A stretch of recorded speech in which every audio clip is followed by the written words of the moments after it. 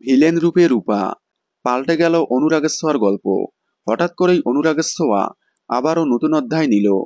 অনুরাগের ছোঁয়া বর্তমান টিআরপি তালিকায় অনেকটাই এগিয়ে, অপোজিট ধারাবাহিকের থেকে সর্বোচ্চ গ্যাপে এগিয়ে, মানে এখনো 2+ গ্যাপে এগিয়ে।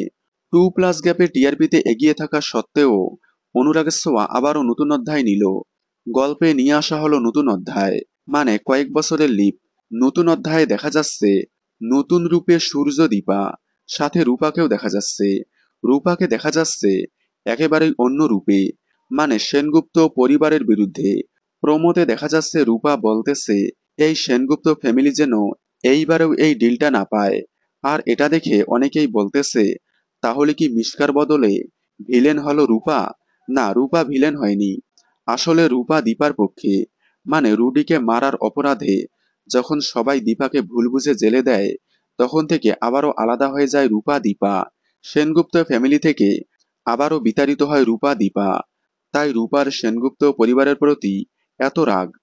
তবে এখনও ধারাবাহিকে ভিলেন রূপে দেখা যাবে রুডি এবং কুন্তলাকে। আগামী ট্র্যাকটা বেশ ইন্টারেস্টিং হতে চলেছে, তাই কোনোভাবেই মিস করবেন না অনুরাগের ছোঁয়া।